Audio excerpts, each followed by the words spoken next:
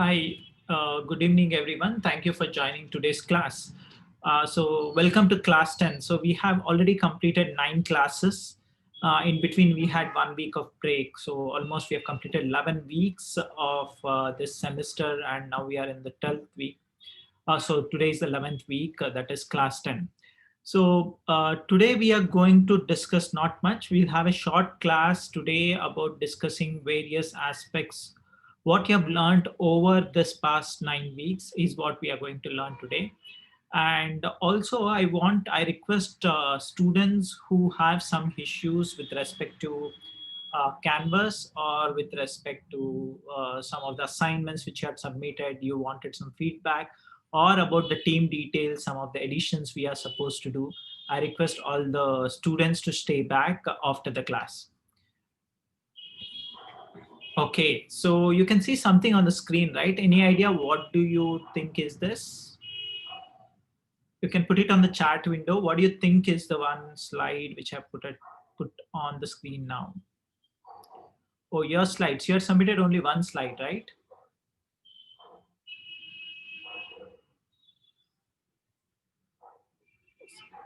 Yeah, all slides of classes, collage of our classes, all our slides are assignment. Any other answers? Department-wise team slides, okay.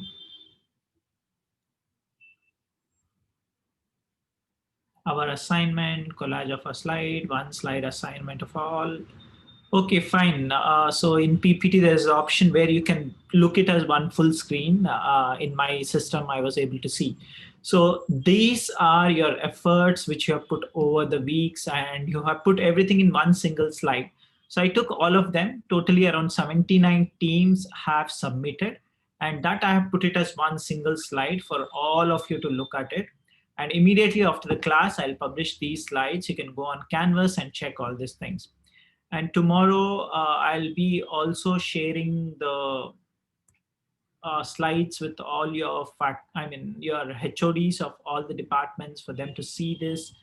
And if there are any feedbacks, they can come to you and talk about it and so on and so forth. Yeah. So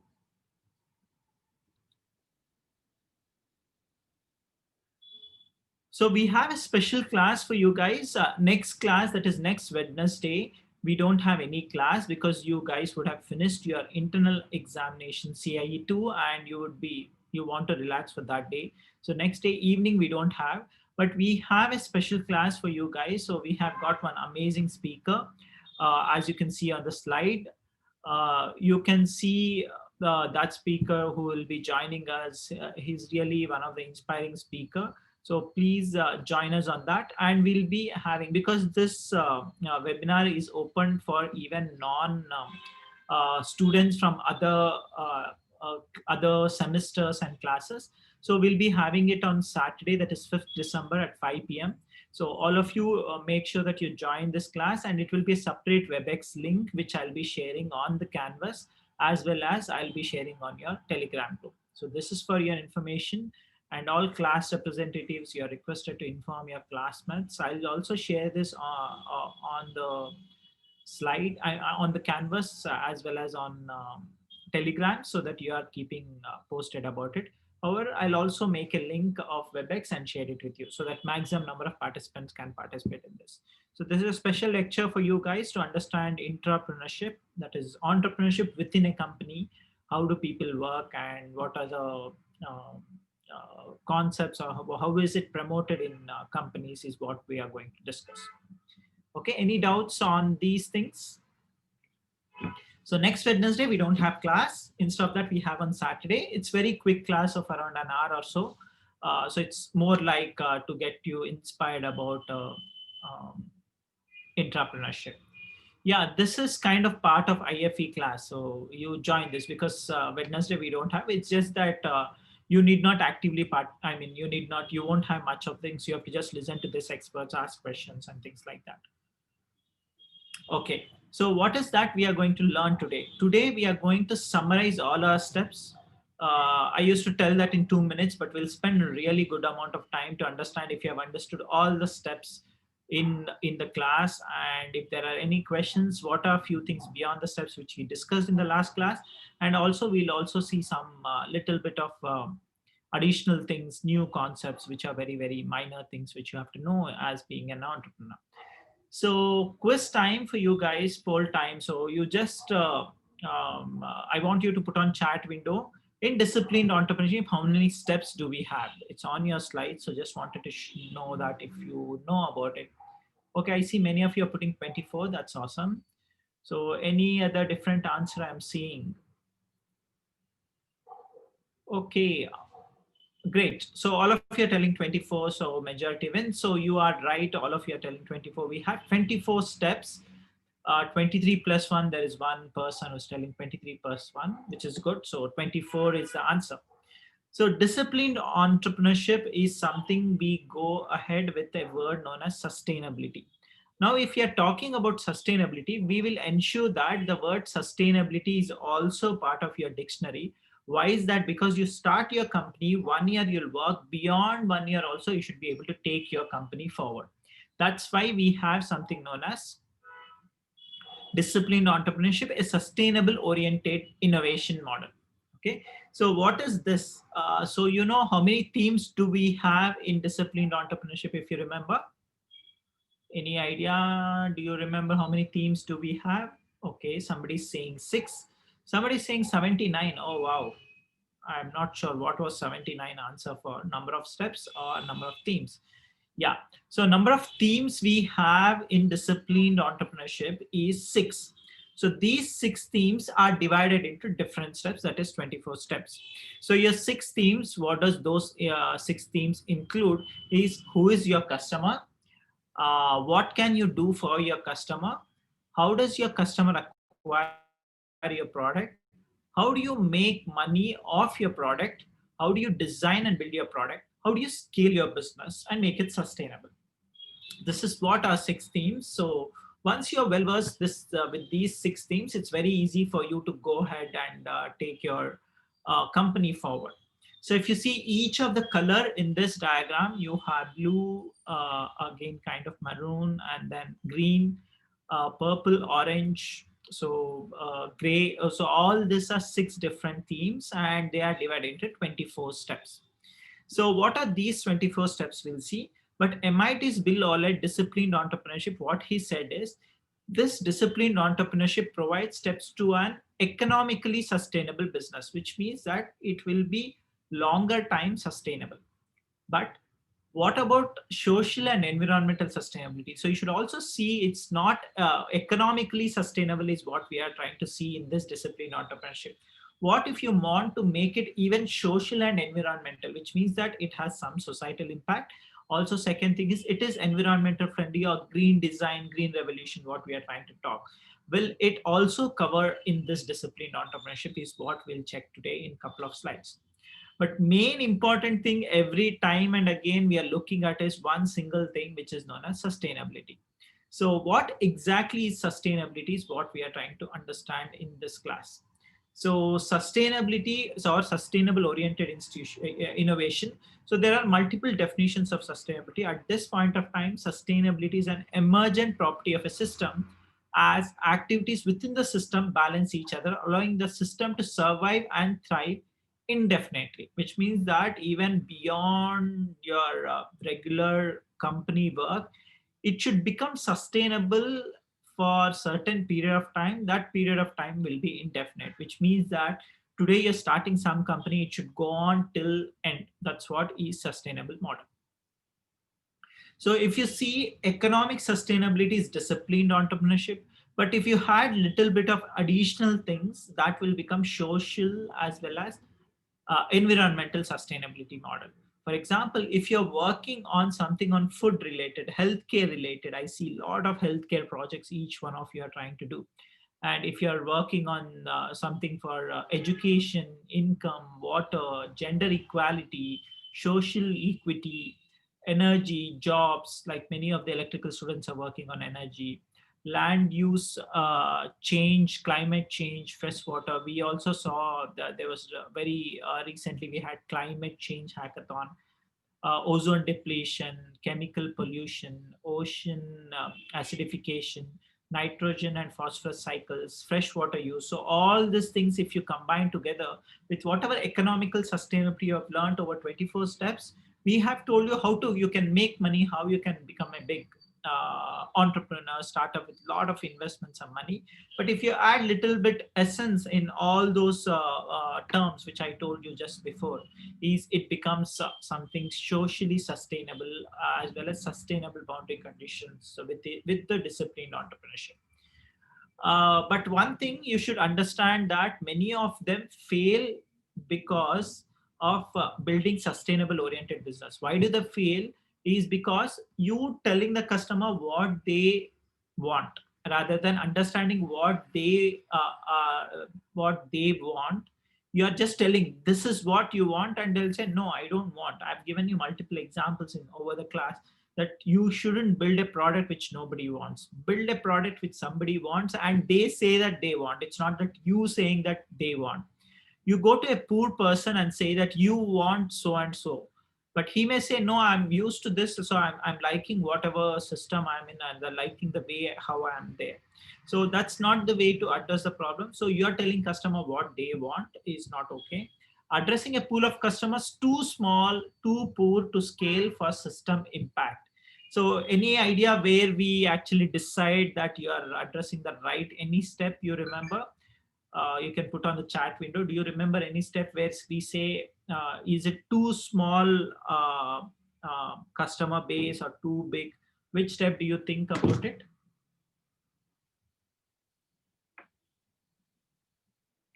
Any idea? First step, second, third, fourth, fifth? Which step is it, or the name of the step where we decide within entrepreneurship, disciplined entrepreneurship, that, oh, this is too big to address or this is too small. So what we'll do is we'll try to reframe the market we are looking at it. Yeah. So TAM, first 30 days, yes, but majorly in the TAM, total addressable market, when you're trying to do, is at that time you'll understand that if your money is too huge, which means that it's really not sustainable, or it is too less, though it's sustainable, it won't make you much money. So it's not the right time for right market which you have to choose. So that's where that is time where you will try to decide. Making attractive offerings that look, sound sustainable but aren't when scaled. So you'll make some of the offerings. For example, if you remember Ola and Uber, they gave a lot of offerings saying, hey, you use my app and I'll give you 50 rupees discount for everything. For example, even your mobile phones. I remember the days when I used to use mobile phones and I used to pay 1,200 rupees per month as my mobile bill, mobile whatever the postpaid bill, which was too huge. And I thought, okay, that's normal. But whenever I spoke to my other friends and colleagues, they used to say, no, we pay for 3 months, we pay 500, for 3 months, we pay 600. And now it became so competition that right now I pay, instead of 1,200, I pay just 300 per month for postpaid. If I convert it to prepaid, it will become like for 3 months, I pay 600, 500 or something like that. So that's how, so initially if you give a lot of offering and tomorrow you lose your customer, so how will you think that it is scaled? So these are some of the things you should keep in mind when you are trying to do sustainable business. Okay, sustainable is long time. When you scale it up, it should still become sustainable. So value driven model is another important thing. So for example, is your growth increasing? Is productivity increasing? Risk, are you able to take risk management? In the growth, is it new market and geographic, is new customers? Long-term strategy, how are you going to increase your market size and so on? And operational efficiency is another one. Human capital management, reputation, pricing power, which means that you keep on increasing. For example, if you take iPhone, the recent iPhone, any idea what is the recent iPhone we have in the market? Very recently launched. Yeah. Somebody's telling iPhone 12. Is that right? Yeah. So all of you are telling iPhone 12, which means that I understand it is 12. So what's the good thing? Let's not discuss about good. All of us like the iPhone, but what's the drawback in iPhone 12? What you're not getting, or what is that you were getting till 11 and from 12 it stopped? So somebody's telling taxes to charger expensive. Yeah, iPhone, Apple is always expensive. Heavy, costless battery. Okay. So charger, if you see, we don't have charger in iPhone. You know, you're paying so much, but how do you charge that iPhone? Say you don't have charger, so how are you charging that particular iPhone? Why do you think they removed charger from their model? Somebody's saying extra money. Okay, any other reason why? What is the Apple claiming, saying why they don't have charger? So they're telling save resources, eco-friendly wireless charger, extra money in the name of environment and e-waste. Yeah, so what they're telling is no, we are not really um, that's like more like, yeah, what Nikita is telling. So it's more like additional building, what you're trying to, the recurring expenses, razor blade model, if you remember. So that additional money, so you will say, okay, I want iPhone. So first time, I'm not an iPhone regular user, so first time I go and I try to buy an iPhone, what will they do? They'll give you just a phone, you'll be searching for charger, you won't get it. Then later, if you are a user of iPhone, you'll know, okay, you have old charger, you'll get it, wireless charger, you'll add it. But if you don't have, again you'll go and buy it. So their environment and e-waste which they are trying to promote is not really true, but maybe true for few of them who are consistent iPhone users. One more example I would like to give is, uh, this is very interesting example. One of the a person, one of the speaker long back in one of the conference, he told me. Listen this carefully. Very interesting story. There was a task for one of the student like you. So assume I've given you a task. What is the task? Is mine is a new company where I have mine is a new company where I am competitor to one of the famous business model as well as famous companies, that is Ola and Uber. So I'm the competitor. So I am first time I'm launching in the market. I have investors who have invested in my money. I have a lot of money to pump in the marketing. So what I'll do is, I'll hire all of you and I'll say, hire in the sense I'll give you an internship saying, hey, listen, you have to get me customers. Whoever gets maximum customer, I'll pay you like $10,000. $10,000 is a huge money, right? So what you will do is, so you have to get me the more number of customers. Additionally, to help you out, because mine is a new company, mine is not Ola or Uber, which is famous. Maybe Ola is my company. So if I come up with a company and I'll tell you, hey, listen, I'll give you some coupon codes that whenever a person enters, you have to encourage him to take the taxi, which is my company, a new company. So if you give that coupon code, whatever is the expenses which Ola or Uber are charging, you will be paying maybe 500 rupees less. So if your cab is 1,000 rupees, 50% discount you'll get 500 rupees. So how do you think you will get maximum number of customers? So prize money is, whoever gets out of this 500 students I have in the class, whoever gets me the maximum customers, I'll give you $10,000. $10,000, 7 lakhs rupees I'll give you. So what are the strategies you'll try to implement? Very simple task. Each of you, I'll give you a task saying, I have a company where I'll try to, I want all of your interns with me. So if you sell my company, which is competitor to Ola or Uber, and you get maximum number of customers, I'll give you $10,000 as your stipend or your cash prize. Whoever is the maximum. So many of them went on streets and tried to do it. But if it was you and you were aiming for $10,000, what is that you will do, an extra milestone you'll do so that you'll get maximum number of customers? Any answers for this? Chain marketing, okay. Anything else? Social media campaign, okay. And say if I give you only 1 day of time, morning 6 to night 10 p.m. Who are in that particular time frame, people will go to Ola and Uber because of trust, though I feel there are coupons in the new setup, okay. News channels, ads, okay. Puneet, you want to answer? I'll unmute you.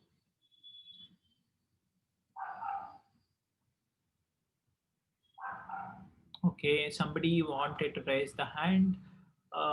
Advertisements, public awareness, booking myself again and again. I mean, if you book also, you have to pay some money, right? It's the same customer. We want diverse customer. Advertisement, public awareness.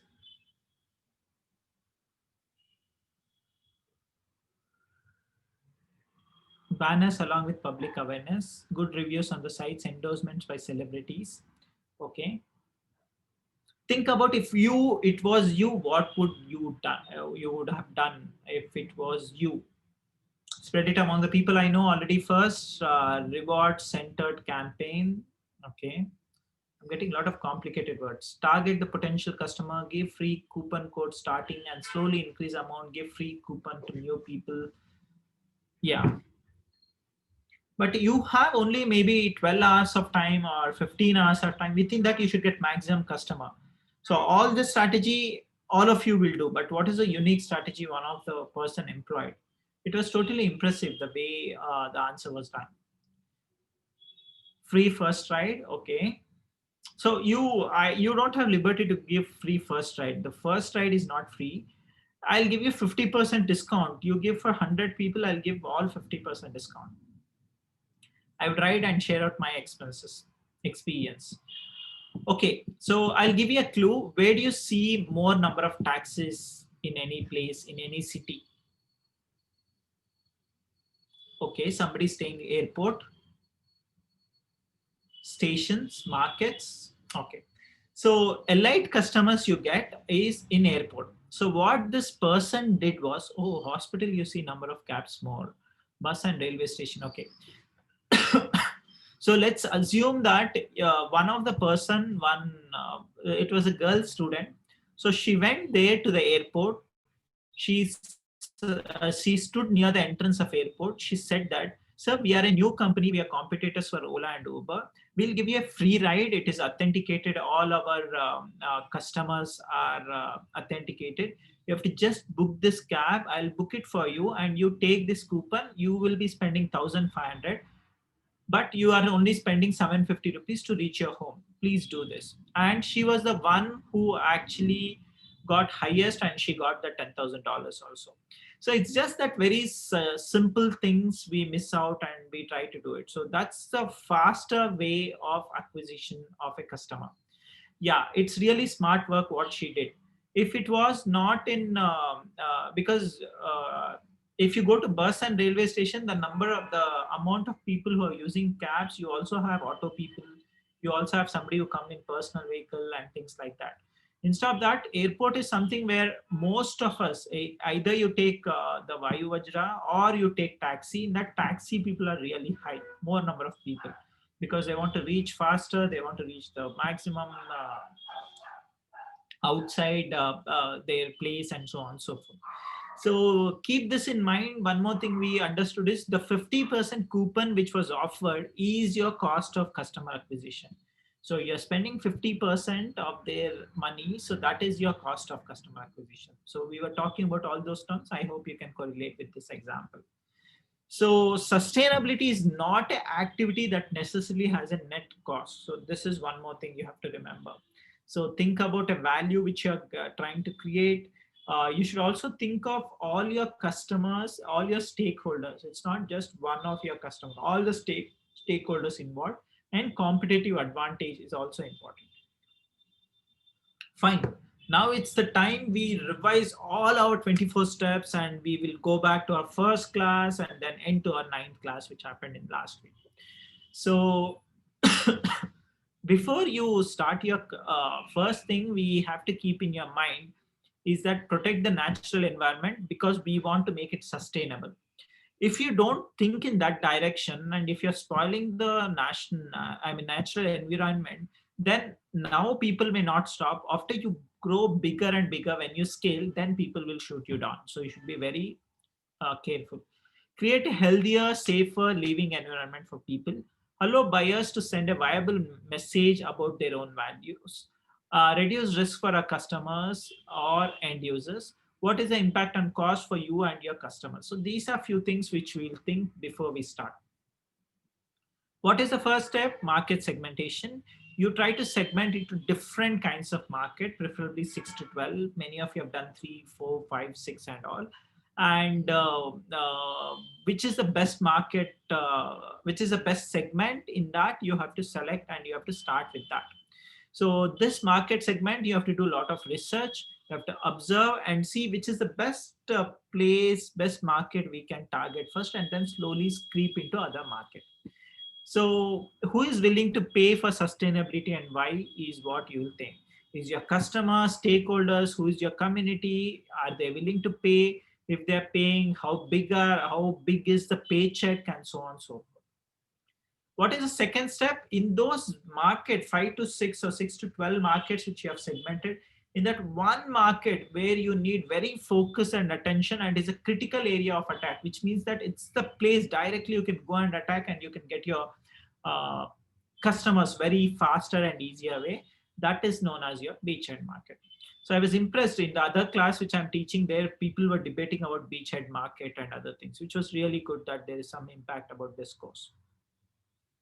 Next is you will do a build an end user profile, which means that you have some profile of your customer and you create them, what motivates them, what is their demographies, what do they fear for, what is the reason they are buying this product, whether it is cheaper, whether it's a brand, like I buy Apple because it's cool and people see, oh, he has Apple phone, people become very it's kind of image which I build, and peer pressure and so on and so forth. Next is end users may or may not be the paying customer. Remember, I gave you example of toy. So toy is something which who wants the toy? It's the kid who wants the toy, not the parent. But end user is the one who are not the paying customer. Parent is the paying customer, whereas your toy whoever is using the kid is the end user. So those two people are different. Most customers will not consider sustainability as top priority. So if you do it, maybe your customers won't do it. So be very careful whenever you're thinking about sustainability. So next is calculating TAM size. So what you will do is how much revenue each user is worth per year, and you will multiply by how many end users exist. Then you multiply both of them, you get TAM. TAM is usually in terms of dollars or rupees. It's not some number like population or something. It's in terms of dollars. Don't have too bigger TAM, too lesser TAM. So have something moderate, which is achievable in very short amount of time. So you should also think your product may yield some value creation. You have to check how to include time calculation. You have to do some steps. You should do follow-up time sometime in near future and so on and so forth. Next is profile of the persona. So there is some persona is persona profile. The persona is a real person. I've seen persona where they say, okay, some Ramu, Shamu and all. No, it should be proper. Abhishek, he has this, his age is this, his profession is this, his education is this, and sustainable or not, all those things will come into persona. So it's a real person. It's more about one of your first customer whom you will try to sell the product. So your persona is very important. So does he care about sustainability? How much? So every step I'm covering something on sustainability. So keep a check of your sustainability in all the steps. Though we didn't discuss much about it, but it's very important. Even one of the POs which we discuss in program outcomes in engineering education is sustainability. So when we are seeing in that angle, why shouldn't we see in this entrepreneurship also when you're trying to build your own company? Full life cycle use case, if you remember, you have full life cycle use case where you will see how your customer is trying to acquire the product and then buying it, all the entire life cycle of a customer. It's very important. That is nothing but full life cycle use case. High level product specifications. It's more of a visual representation of your product. So are you seeing at one particular place where all of us are seeing the same product? So I am a customer, you are an entrepreneur. In your company, there are 5 people, accounting people, CEO, CFO, CTO, so on and so forth. all of them together, your employees, all of them are looking at the same product, which means that how does your product look like? It can be kind of visual or it can be some dummy product, but all of should know that, yeah, this is how my product will look like. It's not that you try to sell something, it looks like a phone, but ultimately it shouldn't be like iPad. So all of us are on the same page whenever you're trying to do. Next is quantifying value proposition. What is your customer's top priority? While making this chart of X versus Y competitive positioning, we take two priorities, but in value proposition, we take one or sometimes two priorities also. But is that priority of your customer, have you retained a priority? Is it like increase in the efficiency, decrease in the time, increase in the output or outcomes and things like that? You should quantify it: 5 minutes faster or 100 times faster, 100 times easier, and things like that. You should be able to quantify. It's not just by saying, yeah, it is faster. How much faster? Quantifying is very important. Next 10 customers, all of you have identified your next 10 customers. First customer is persona. Your next 10 customers you are identifying. So validate your market. You'll build the interested customers and see if your quantified value proposition QVP is addressed properly by all these 10 customers. So define your core. Core is something very important for your industry. So what do you mean by core? It can be an intellectual property, or it can be a business model, or it can be anything else, can be core, which is very unique to your company and nobody can easily duplicate it or replicate it. None of your competitors can do, or new competitor will not emerge. So that's nothing but your core. So in engineering kind of solutions, we see core as intellectual property, patent, and so on and so forth. But there are also like business models or first customer acquisition and your market capture and so on and so forth. Chart your competitive positions. You have to take two priorities in QVP, quantified value proposition. We took one. Here we are taking two priorities, and that can be cost, reliability, performance, that, this, and all. Lesser one you put on the left of your x-axis, right? Bad things on the bottom of your y-axis, and top right is where your company will come. So this is how you look your sustainability as. In terms of how sustainable you can be in that position. Next is determines customers DMU, decision making unit. There are primary influencer, secondary influencer, whom are you buying, is there some risk involved, and so on and so forth. Veto power, all these things are nothing but there are some people who will make decisions about your company. De facto veto powers will be there. Somebody you can approve buying, somebody you can disapprove buying, somebody you can influence buying, somebody you can influence customers, are all nothing but your DMU. Map process to acquire paying customers is another one. So how do you acquire your paying customers? Mapping the process of your entire acquisition of customer. COCA is what we discussed. So how will they know about your product? How will they communicate to others about your product? How will they pay money? How will they face that this is very important thing? How will they verify that it's very important thing, and so on and so forth. So main thing while you're doing all these things, keep regulations and time frame in the work. So is the regulation properly? If you are in medtech sector, especially regulations. If you are something on telecom sector, the regulations by TRIA or someone, that all things should come into place. Next is stamp size. You have already calculated only for beachhead market, very small. Now, when you go on follow-on market, you will slowly creep into other markets, which you have already identified in the market segment. So these market can be something that 6 to 12 market segments, which you did in first step, or it can be extension of your existing step. So I got iPhone product. Next, I'll start selling charger. Next, I'll start selling earphone. Next, I'll start selling iPads. Next, I'll start selling mouse pads, and so on and so forth. So that can be different market, or it can be around the same market. So, but you should retain the same customers time and again. This is something which we have discussed, but there are few new things which you'll learn today is about some of the business modeling. Business model here, if you see, It will make sure that to spend time on deciding what your business model is. You should make sure that don't by default decide on something and keep on beating that till you get some money. Instead of that, see if people will really buy it. You have some upfront cost, you have some recurring cost, razor blade model, leasing model, usage based, some other models like operating and maintenance with your one-time cost and things like that. So there are different types depending on what kind of business. There are something known as archetypes. So it can be based on technology, it can be based on social, it can be based on organizational.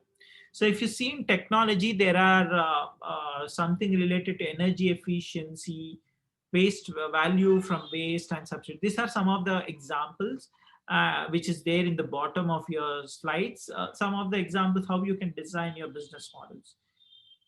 Social wise also, have you done organizational wise? If you have done like licensing, franchising, that's organizational wise.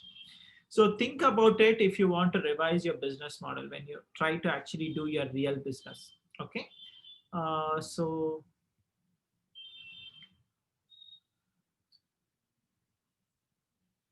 next is setting your pricing framework. So once you have your price, your product ready and it's in the market, how much price is your customer willing to pay is what you are trying to see. Can you speak to customer pain points such as labor rights? It can be, do your customer have way to accurately gauging the cost? Is it cost that they are willing to? So they may think, no, no, this is too expensive. I'm not ready to give. On what basis they are telling? Those kind of analysis you have to do before you're setting your pricing framework. Next is LTV. LTV is lifetime value of your customer. So what kind of marketings they can do? TV ads, will that bring you some customers and you can see some LTV, or is it word of mouth, or is it through door-to-door campaigning and so on and so forth. So think about your LTVs in very broad sense. Don't be very the traditional things. Think about non-traditional things, how they will buy and they'll make some money out of it. So we also have a map of sales process to acquire customers, that is COCA. How much cost of acquisition you will, customer acquisition you will have. It can be simple, that sales, it can be for marketing, it can be something for your websites, direct sales, direct uh, money, indirect money, all those things you can put, and you can see how you can bring your customers on board is what we are seeing here. Next is while you calculate COCA, you take all of them together, all calculations together, and finally you'll come up with some number. This LTV and COCA, when you take the ratio, if the ratio LTV divided by COCA, which means the profit, kind of profit what you make divided by cost of customer acquisition, it should be always in positive. In the initial days, maybe 1 or 2 years, it will be negative. But over the years, 3, 4, 5 years, it will go positive and the ratio keeps on increasing. Maybe first time it was 1:1, then it may become 2, 3, 4, 5, 10, 20, 100, 200 and all. Slowly it will so happen that the cost of customer acquisition will almost become stagnant. You need to spend something for people to get aware about your product, but at some point of time you'll stop spending on it. Identify key assumptions. So we take some of the assumptions which was discussed in last to last class. So some of the assumptions, we think that this will happen, that's why our product is like this, but that may not be true. So you should be very careful in assumptions, and you have to validate those assumptions in the next step. That is, test if these assumptions are correct. If this is correct, on what, how we are testing, how you can stop this testing, how you can ensure that the assumptions are correct and it's not the opposite way what you have assumed and things like that. MVBP, minimum viable business product. Even your Flipkart and Amazon and all, they started with book, and later now they have A to Z, everything you want. And so MVBP is minimum viable business product. So whenever you see this MVBP, it's not MVP, that is minimum business and viable business product. So here, if there is no business, it's just MVP. If you say minimum viable product, which means that it is viable, people are not ready to buy. But it's not a business product. When you say business product, it's somebody who's ready to pay for it right away. Customer should get the value, or the priority should be solved, and he should pay for it. Anything above $1 is okay. Anything about ₹1 is okay. And they should tell you that, okay, if you do this, I'm surely going to buy it. So this is nothing but MVBP. For example, Amazon, they started selling books. They just opened one website UI, and then they said, if you want, you order it.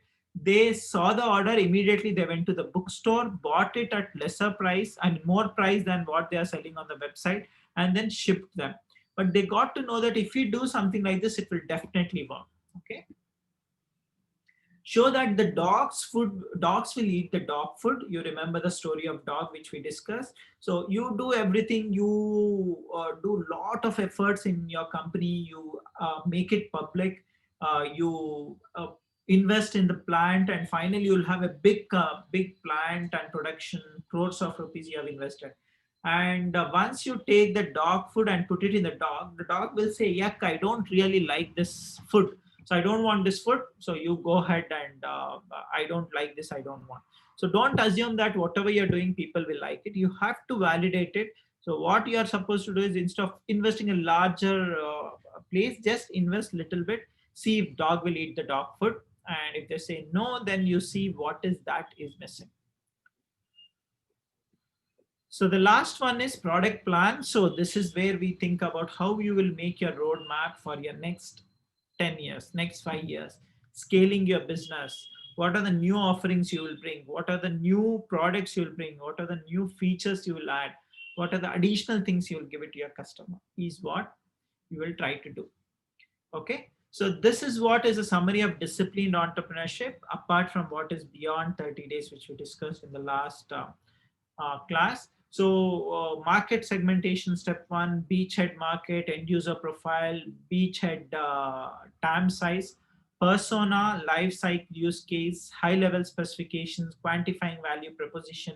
Next 10 customers, defining core of the company, charting competitive positioning, and determine DMU, decision making unit, map customer acquisition process, follow on time, design business model, pricing framework, LTV, lifetime value of customer, mapping sale process, COCA, cost of customer acquisition, identify key assumptions, testing those key assumptions, defining what is minimum viable business product, MVBP, show that the dogs will eat the dog's food, and finally develop the product plan, and you have the treasure waiting for you to expand your business.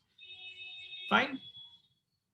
So some of them also message me saying, sir, can you give some of the books which we can refer if you want to really increase our knowledge about the entrepreneurship and other things. So some of the really good books which I have listed here is Value Proposition Design is another good one.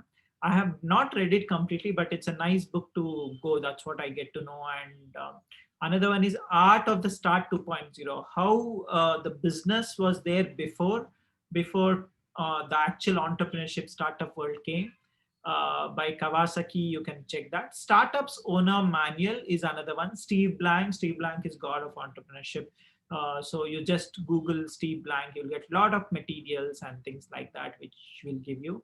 This is a step-by-step guide for building a successful startup. So Startups Owner Manual is something. Lean Startup by Eric Ries. So what do he mean by lean startup is, with very minimum resources, still you can become successful. That's what is lean startup. And faster, lesser time, less resources, but faster way of getting your product out and becoming a very good company. Next is Innovator's Dilemma is also another nice book you should check. 0 to 1 Note on Startups is another one. The Power of Habit, Grit, The Power of Passion and Perseverance. How to Lie with Statistics is another one. It's not really about lying, but how you can make your statistics work for your business.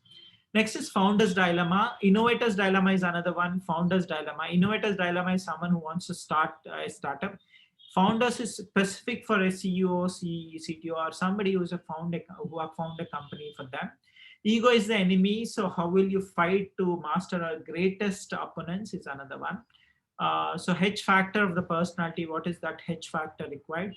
Daring greatly is another one. Rising strong is another one. And obviously the course which we are right now referring, disciplined entrepreneurship. There is a nice book of disciplined entrepreneurship, which I have right here on my table. I'm not sure if you're able to see. This is Disciplined Entrepreneurship book. Very nice book. Whatever we have discussed in this class, everything is from this book. And whatever slides I have received, most of the slides I have taken from this Disciplined Entrepreneurship and from my bootcamp. There is another book of Disciplined Entrepreneurship. So if you remember the worksheets which I was trying to give, if you want to really have a real vigorous worksheet, there is another book known as Disciplined Entrepreneurship Workbook. So check this workbook again by Bill Ollett. It's both of them are Vile publications. So these two books is what we have referred in the class. Okay. And with this, this is what I want to discuss today in the class. So before we close the class today, I want to share the screen with the, yeah. So just check this, which I published in the class, in the canvas. So we have three things. So whatever slide deck is being used today, you can see the slides. It's published here in the module, today's module. So this is what is the slides. And then next one is one slide of each of you. If you want to check how does it look, what is that other teams are doing, is this one. So please have a look at these slides and let me know if you have some changes which we have to do in your slides.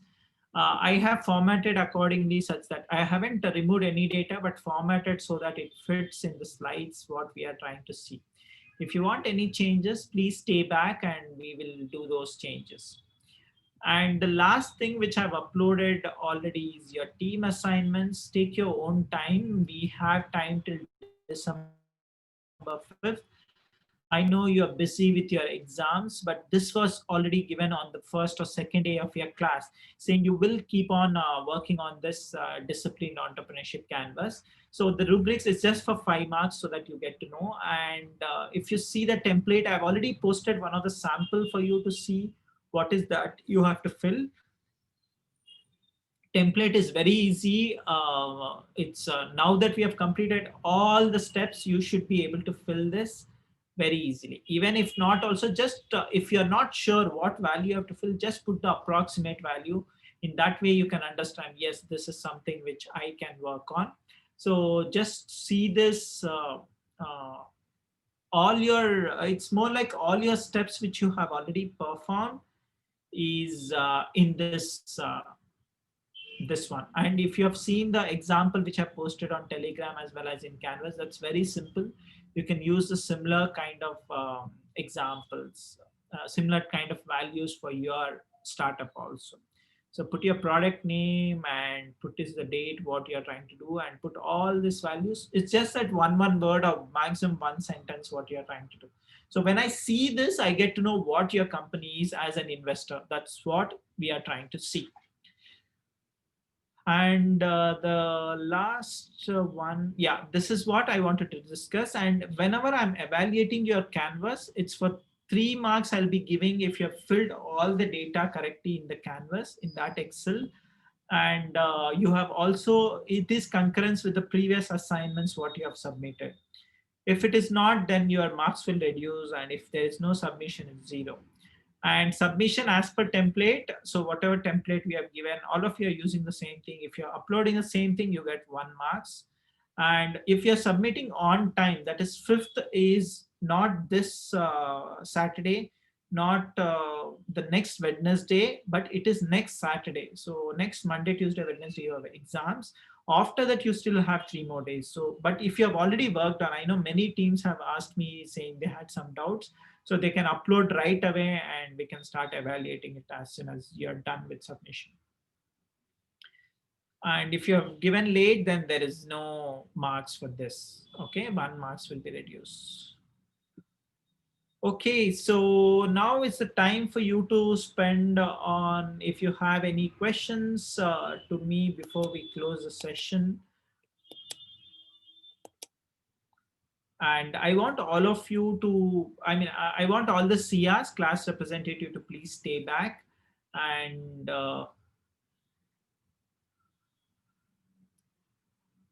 if you don't have any questions, then you are free to leave. So next we will meet is next. We are not meeting next Wednesday because you guys have exams. We'll be meeting next Saturday for one of the one of the expert talk which we have arranged. So any questions? So you can unmute yourself and ask. Stop. Yeah. Okay, then if you don't have any questions, thank you all and bye.